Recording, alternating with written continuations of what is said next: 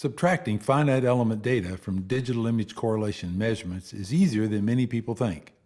Hello, my name is Michael Sutton, and in this video I will give you an overview of the process of subtracting finite element simulation results from DIC measurements using Correlated Solutions VIC 3D software. The procedure for pointwise comparison of FE predictions and DIC measurements involves just a few steps. First, we obtain a common coordinate system for both measurements and FE model. Next, we convert FE output data into a format we can work with. We then resample the FE mesh results to obtain values at the measurement locations for subtraction from the DIC data. Finally, we visualize the results in our VIC 3D software, creating plots and animations. We will use an ABAQUS FE model for illustration. The example in this video is a baseline experiment regarding wrinkling of composite toes during high-rate manufacturing. On the left is a fixed grip with a moving grip on the right. You can get an idea of the speckle distribution from the magnified view of the sample shown here. During the experiment, the right grip is moved to 5 positions along a circular arc without toe adhesion. The specimen immediately buckles, and our goal is to quantitatively compare measured and model displacements for the entire sample. High contrast markers at known positions on the base plate are used for registering the coordinate systems. VIC 3D computes the 3D coordinates of the markers and automatically determines the DIC to FE transformation matrix. The composite toe model was implemented in ABAQUS and used about 2,300 quadratic shell elements with just over 7,000 nodes. The specimen's left edge was fixed, and a displacement boundary condition was imposed on the right edge. This boundary condition was determined from the DIC measurements. A simple script, available from CSI support, was written using the ABAQUS Python module to access and convert the model data into a format usable in VIC 3D.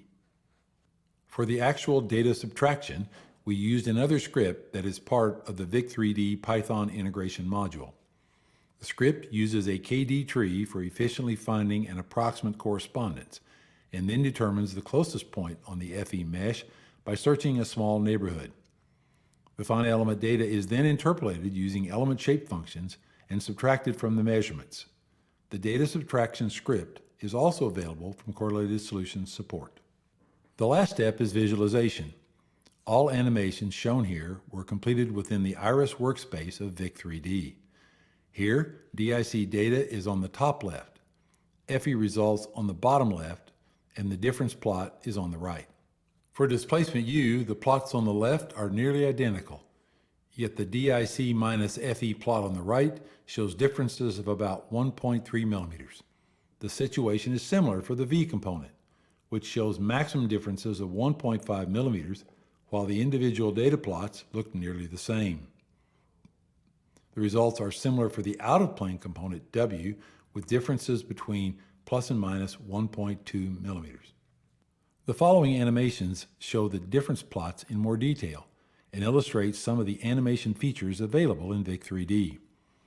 Most plot properties, such as scaling, positioning, viewing angle, opacity, and many more, can be animated in the VIC 3D Iris animation engine. Also note the smooth animation obtained from just a few measurements. These capabilities can be applied to any DIC or finite element data visualization, including quantities such as strains, velocities, and even temperatures when using synchronized IR cameras. Details for the experiment and model shown here are available in an article published in Experimental Mechanics by Mr. Srihari Rajan, who made the FE and DIC data available for this video.